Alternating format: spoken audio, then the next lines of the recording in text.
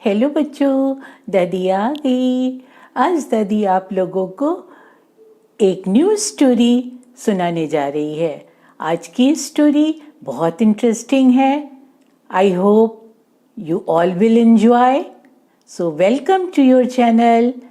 Let's start the story. बाबा अमरनाथ की यात्रा हम सब लोग बहुत ही प्रफुल्लित मन से करते हैं और भोलेनाथ की पूजा भी। सावन स्टार्ट है और हम सब लोग हर मंदिरों में, घरों में, सब जगह बाबा भोलेनाथ की आराधना और पूजा कर रहे हैं। तो आप लोग बहुत इंटरेस्ट के साथ बहुत इंटरेस्टिंग चीज़ें मैं बताऊंगी from the start to the last. तो वीडियो में शुरू से लेके आखिर तक आप लोग बराबर वीडियो को देखिए और अंत तक बने रहिए और अच्छी चीज़ों को आप आज जानेंगे। तो बाबा अमरनाथ जो है, उनके दर्शन के लिए हम उनको कोटि कोटि प्रणाम करते हैं। आजकल के समय में बहुत सारे यात्री और जो भक्त लोग हैं पूजा कर रहे हैं, वो बाबा के दर्शन के लिए जो है अमरनाथ जा रहे हैं। अमरनाथ कहाँ पे है बच्चों, ये आप लोग जानते हैं? अमरनाथ कश्मीर की घाटी में बहुत ही बर्फीली पहाड़ों के बीच में जो है वो स्थित है। तो यहाँ पर बाबा भोलेनाथ अपने मंत्रमुग्ध मुद्रा में विराजमान रहते हैं और हर साल पूर्णिमा के दिन जो है वो भोलेनाथ के दर्शन करने लाखों की संख्या में भीड़ जो है वो जाती है। तो भगवान भोलेनाथ के दर्शन के लिए हम सब लोग बहुत ही कोटि जो है वो आभारी हैं। भोलेनाथ का दर्शन यहाँ पे कैसे होता है?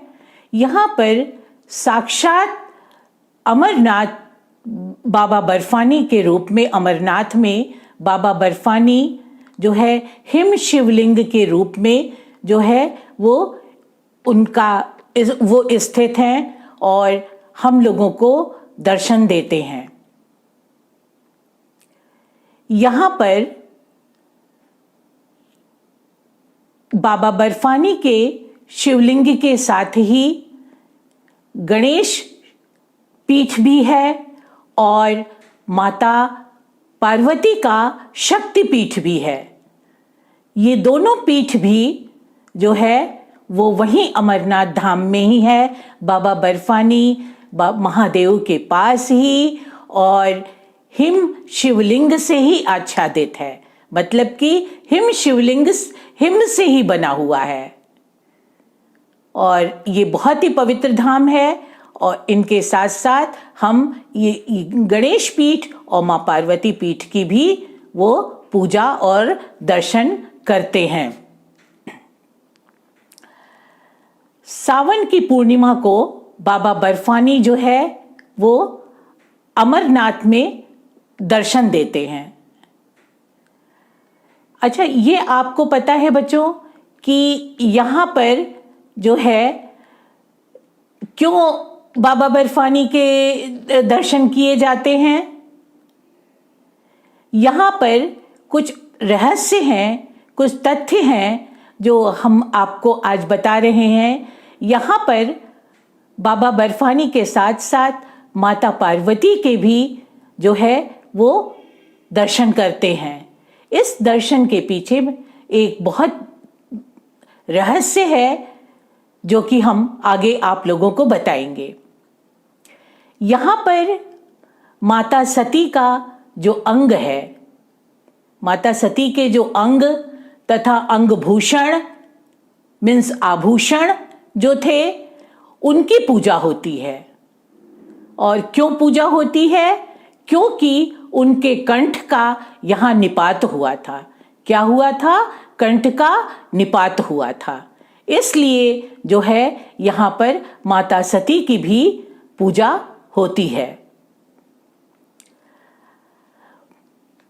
अमरनाथ की गुफा में भगवान शंकर ने क्या किया था? अमरनाथ की गुफा में भगवान शंकर ने जो है वो शिवधाम में प्राप्त करने वाली परम पवित्र अमर कथा सुनाई थी। ये परम पवित्र अमर कथा किसको सुनाई थी बच्चों? ये माँ पार्वती जी का संवाद पार्वती जी को सुनाया था।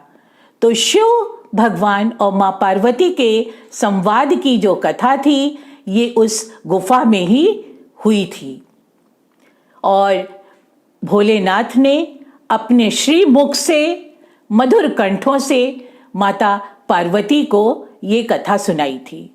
लेकिन इस कथा के पीछे एक और कहानी है कि माँ पार्वती जो है बहुत जिद करने लगी कि भोलेनाथ मुझे ये अमर कथा सुनाइए, मैं सुनूंगी और जरूर से मुझे जानना है।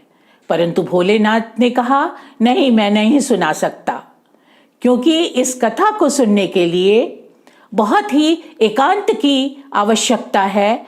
इस कथा को कोई भी नहीं सुन सकता, हमारे और तुम्हारे सिवा कोई भी नहीं सुन सकता, तो इसलिए मैं इसको नहीं सुना सकता। लेकिन माँ पार्वती ने बहुत विनम्रता पूर्वक भोलेनाथ से आग्रह किया कि हे प्रभु, आप मुझे इस कथा को सुनाइए। तो इस कथा को जब भोलेनाथ उस गुफा में सुना रहे थे तो वहीं पर एक तोता बैठा हुआ था और वो तोता जो है प्रभु महादेव और मां पार्वती के बीच के संवाद को अमर कथा के रूप में सुन रहा था। उस तोते का नाम शुक था। शुक नाम भी था, परंतु संस्कृत में हम उस तोते को क्या कहते हैं? तोते को संस्कृत में कहते हैं शुक। आगे चल करके ये उस कहानी को सुनने की वजह से ये तोता अमर हो गया और इसका नाम जो है वो ऋषि शुकदेव पड़ा। क्या पड़ा बच्चों? इसका नाम जो है इसी से शुक की वजह से इनका नाम जो है शुक ऋषिदेव पड़ा और इसी नाम से ये प्रसिद्ध हुए। तो ये एक कथा है और इसके आगे एक और भी रहस्य है। इस कथा के पीछे बहुत सारे रहस्य हैं जो मैं आपको और भी बताऊंगी। अमरनाथ गुफा के बारे में एक और कथा है, वो ये है कि इस गुफा की खोज जो है एक मुसलमान गडेरिये ने की थी। किसने किया था बच्चों? मुसलमान गडेरिये ने। और उस मुसलमान गडेरिये का नाम था बूटा मलिक। ये बूटा मलिक एक दिन उसी घाटी में अपने भेड़ों को चराते चराते जंगल में बहुत दूर निकल गया और बहुत दूर निकलने पर जब आगे जाते हैं तो बर्फीले पहाड़ियों के बीच में उन्हें वहां पर एक साधु महात्मा के दर्शन हुए। साधु महात्मा ने पूछा, तुम कहां जा रहे हो बालक? बूटा मलिक ने कहा, मैं अपने भेड़ों को घुमाने के लिए ले आया हूं। साधु बाबा ने कहा, बहुत ठंड है, तुम वापस लौट जाओ। परंतु बूटा मलिक ने कहा, नहीं बाबा, मैं वापस नहीं जाऊंगा, मैं तो अपने भेड़ों को घुमा करके ही जाऊंगा। साधु बाबा उसके ईमानदारी और उसकी नेकदिल से बहुत प्रसन्न थे। वो बहुत ही अच्छा इंसान था, बहुत ही अच्छा इंसान। तो साधु बाबा ने उसको, बूटा मलिक को एक आग की कांगड़ी दी आग की कांगड़ी मतलब कश्मीर में जैसे देखते हैं गले में अंगीठी लटका करके लोग आग में हाथ सेकते हैं, क्योंकि वहां बहुत ठंड पड़ती है, बहुत बर्फ पड़ती है। तो साधु बाबा ने बूटा मलिक को एक आग जलाने वाली कांगड़ी दी। बूटा मलिक कांगड़ी लेके बहुत खुश हो गया और अपने भेड़ों को लेकर के बाबा को प्रणाम करके और घर वापस आ गया। जैसे ही बूटा मलिक घर वापस आता है, ओह ये तो मैजिक हो गया एकदम।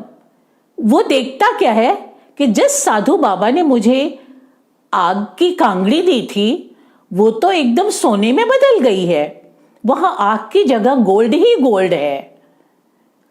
अब तो वो बहुत आश्चर्य हुआ। तो चूंकि वो ऑनेस्ट था, बहुत ही ज्यादा ऑनेस्ट था, उसने सोचा साधु बाबा ने मुझे गलती से ये दे दिया है। उसने सोचा कि मैं इस कांगड़ी को साधु बाबा को वापस कर दूं। वो उसी पैर तुरंत मतलब बाबा को खोज में निकल पड़ा। परंतु जिस स्थान पे बाबा ने उसको दर्शन दिया था वहां पे गया तो उसको बाबा तो दिखाई ही नहीं दिए, कहीं नहीं थे बाबा। और उन्होंने देखा, बूटा मलिक ने, कि ओ यहां पर तो बाबा ही नहीं है और बाबा की जगह एक बहुत बड़ी सी गुफा है। तो वो समझ गया कि जरूर कोई बहुत ही बड़ा चमत्कार है। तब से उस गुफा में महादेव का निवास जो है वो परमानेंट हो गया। हमेशा के लिए महादेव वहां विराजते हैं और हिम शिवलिंग के रूप में दर्शन देते हैं अपने भक्तों को। और तभी से लोग जो है उस स्थान को तीर्थ स्थान के नाम से जानने लगे और तीर्थ यात्रा का प्रचलन जो है वो तभी से शुरू हो गया।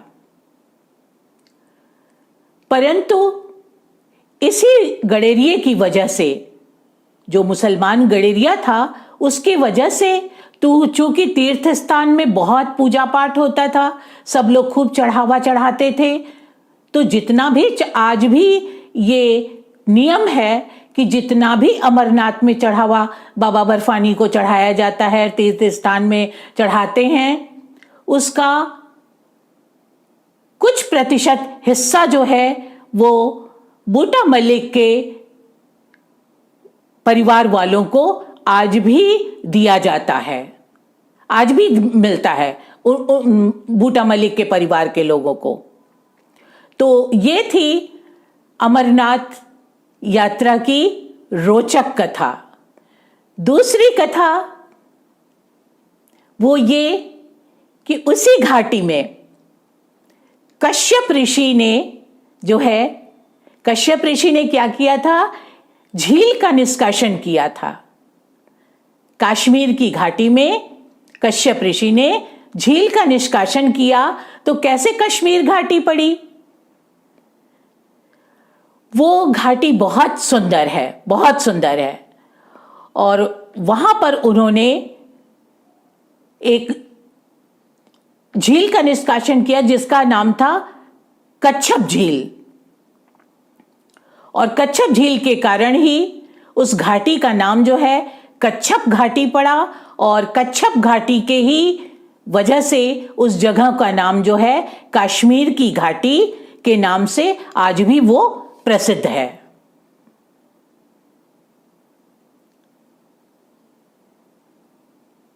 थर्ड पॉइंट,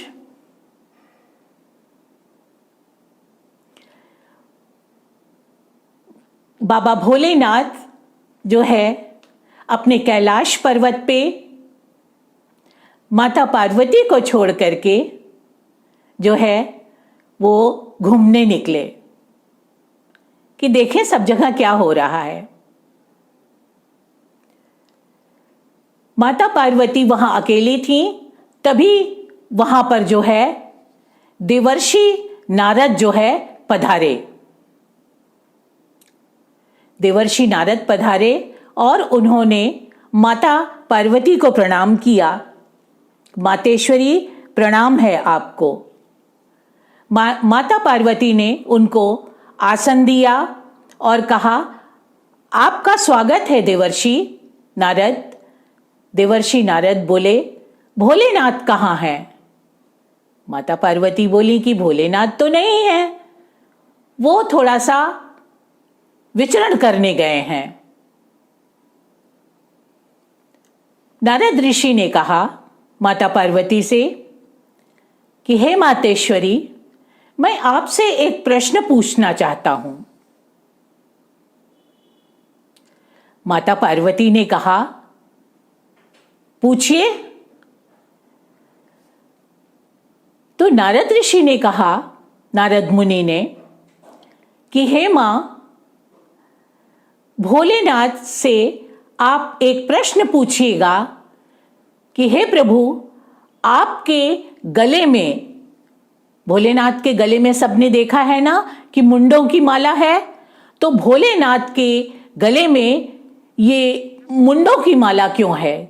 कितने मुंडों की माला वो पहनते हैं और क्यों पहनते हैं? माता पार्वती ने कहा, यह तो बहुत अजीब प्रश्न है देवर्षि। कहे नहीं, आपको ये प्रश्न जो है वो पूछना पड़ेगा भोलेनाथ से। जब भोलेनाथ सब जगह से घूम करके आए तो माता पार्वती ने उनसे प्रश्न किया कि हे प्रभु, आपके न रहने पर देवर्षि नारद जो है यहाँ आए थे और ऐसा उन्होंने कहा है कि आपसे एक प्रश्न पूछने के लिए आप मुझे ये बताइए कि आपने अपने कंठ में, मीन्स अपने गले में, मुंडों की माला क्यों पहनी हुई है और कितने मुंड हैं आपके माला में? तो प्रभु ने कहा, हे मां पार्वती, जितनी बार तुम्हारी मृत्यु होती है, जितनी बार तुम्हारे शीश कटे, जितनी बार तुम मरी, उतने ही कंठ की माला हमारे गले में मैंने अपने गले में धारण किया है। क्योंकि तुम्हारा शरीर नाशवान है, तुमको कोई नहीं मार सकता, तुम अमर हो, लेकिन फिर भी किसी न किसी वजह से जो है बार बार तुम्हारे मुंड की जो है वो मुंड कटे। इस वजह से मैंने उन सारे मुंडों को जो है वो अपने गले में धारण कर लिया। इस प्रकार भोलेनाथ ने पार्वती जी से बार बार यही बात कहते रहे, परंतु पार्वती जी को विश्वास ही नहीं होता था। और भोलेनाथ ने कहा, जितनी बार तुमने जन्म लिया है इस धरती पर, जितने रूपों में तुमने जन्म लिया है, उतने ही कंठ मुंडमाला, उतने ही मुंड मैंने अपने गले में धारण किए हुए हैं। और ये सारा उस अमर कथा के कारण है। अमर कथा के कारण ही तुमने अमरत्व पाया। और मां पार्वती ने कहा, इसी से आपका शरीर जो है वो नाशवान नहीं है, आप अमृत के स्वामी हैं। इस बात को सुनते ही मां ने फिर बोली कि हे प्रभु, मुझे विस्तृत रूप से ये बताइए कि अमर कथा का क्या क्या प्राविधान है। भोलेनाथ बोले, हे मातेश्वरी, अमरनाथ की कथा सुनने के लिए बहुत ही तपस्या की आवश्यकता होती है और बार बार मां पार्वती के आग्रह करने पर, रिक्वेस्ट करने पर, आग्रह मीन्स रिक्वेस्ट करने पर, भोलेनाथ ने कथा सुनाने के लिए कहा, मुझे बहुत सारी चीजों का परित्याग करना पड़ेगा, क्योंकि इस कथा को किसी को नहीं सुनना चाहिए। न जीव सुने, न जंतु सुने, न तो कोई व्यक्ति सुने। इसलिए हमारे और आपसे संबंधित या रिलेटेड जितनी भी चीजें हैं, हमको उनका परित्याग करके तब अमर गुफा में प्रवेश करना होगा। इसके लिए सबसे पहले भोलेनाथ ने, चूंकि भोलेनाथ तो अंतर्यामी हैं, ब्रह्मांड के स्वामी हैं, इसलिए उन्होंने पांचों तत्व, धरती के कितने तत्व होते हैं? 5 तत्व। इन पांचों तत्वों का भोलेनाथ ने परित्याग किया। पहला जल, वायु, पृथ्वी, अग्नि, आकाश। तो ये जितने भी 5 तत्व थे, 5 तत्व हैं, जल, वायु, अग्नि, पृथ्वी, आकाश, इन सब का भोलेनाथ ने परित्याग किया और अमरनाथ में पार्वती जी को कथा सुनाने के लिए। दूसरा है कि गुफा की ओर जाते समय जो सबसे पहले एक जगह पड़ती है, जिसको आप लोग भी जानते हैं, उसको पहलगाम के नाम से जाना जाता है। वहां पर पहलगाम में भोलेनाथ ने अपने नंदी बाबा का परित्याग किया कि नंदी बाबा आप भी मेरे साथ नहीं चलिएगा। फिर वो लोग आगे बढ़े। आगे बढ़ते बढ़ते चंदनबाड़ी आई।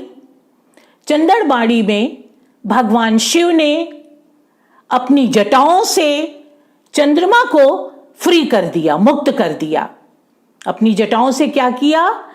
भोलेनाथ का देखे हैं ना सब लोग कि भोलेनाथ के जटा में चंद्रमा विराजमान रहते हैं। तो भोलेनाथ ने, चूंकि वो सारे ब्रह्मांड के स्वामी हैं, तो अपने जटा में से उन्होंने चंद्रमा को भी मुक्त कर दिया। फिर वो आगे बढ़े। फिर शेषनाग नामक एक झील पड़ती है।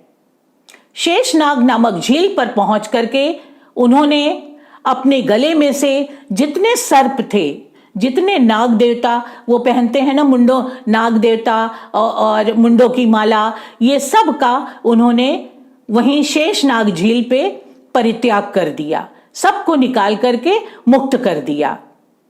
इसी वजह से, चूंकि वहां पे अपने गले से सर्पों को उन्होंने निकाला था मां पार्वती को कथा सुनाने के लिए, इसीलिए उस जगह का नाम शेषनाग पड़ा। ठीक। और उनके साथ चूंकि गणेश भगवान भी थे, तो गणेश जी से भी उन्होंने मुस्कुराते हुए कहा, हे पुत्र, मुझे तुम्हारा भी यहां परित्याग करना पड़ेगा, तभी मैं तुम्हारी मां को अमर कथा सुना पाऊंगा। गणेश जी को उन्होंने महागणुस पर्वत पे जो है वो छोड़ देने का निश्चय किया और गणेश भगवान को महागणुस पर्वत पे छोड़ दिया। तो इस तरह से जो है भोलेनाथ ने जो है पंचतरणी पहुंच करके उन्होंने पांचों तत्वों का परित्याग कर दिया। जितने 5 तत्व होते हैं पंचतरणी में, पांचों तत्व पहुंच करके उन्होंने त्याग कर दिया और सब कुछ छोड़ करके भोलेनाथ जो है वो क्या किया? वृहद गुफा में, अमरनाथ गुफा में प्रवेश किया। और वहां पे गुफा में प्रवेश करने के पश्चात मां पार्वती को आसन दिया, खुद भी आसन लिए और दोनों लोगों ने एकांत में, भोलेनाथ ने अपने श्रीमुख से जो है माता पार्वती को अमर कथा सुनाई। तो भगवान शिव जो है अपने मुख से जब अमर कथा सुना रहे थे, माता पार्वती जो है उसको सुनते सुनते एकदम भाव विभोर हो गई थी जो है। और भाव विभोर होने के कारण उन्होंने भी इस कथा के कारण अमरत्व को प्राप्त किया और सती का रूप पाया, जिस कारण वहां पे हर पूर्णिमा को, अमरनाथ में हर पूर्णिमा को भोले बाबा का जो शिवलिंग है वो हिम शिवलिंग के रूप में वहां पे विराजित रहता है। उनके पास माता पार्वती का भी हिम शिवलिंग रहता है और गणेश जी का भी हिम शिवलिंग रहता है, जिसे शक्तिपीठ के नाम से हम जानते हैं। और सती शक्तिपीठ की और गणेश पीठ की भी वहां पे पूजा अर्चना की जाती है। तो इस तरह से रक्षाबंधन के दिन ही वहां पे एक भोलेनाथ की छड़ी मुबारक, भोलेनाथ की त्रिशूल के रूप में एक छड़ी मुबारक भी गुफा में जो है हिम शिवलिंग के पास स्थापित कर दी जाती है। तो इस तरह से हम सारे यात्री लोग जो है वो भोलेनाथ का दर्शन करने जो है अमरनाथ की यात्रा पर जाते हैं और भोलेनाथ को कोटि कोटि प्रणाम करते हैं और दर्शन पाते हैं। तो इस तरह से ये सारे फैक्ट्स और कारणों के कारण हमारी अमरनाथ यात्रा प्रसिद्ध हुई और कैसे अमरनाथ यात्रा शुरू हुई, क्या क्या उसके रहस्य थे, ये सब मैंने आज आपको बताया। तो आज के लिए बस इतना ही बच्चों। कल दादी फिर मिलेगी एक न्यू स्टोरी के साथ साथ। तो लाइक करिए, शेयर करिए, सब्सक्राइब करिए। Okay, bye bye.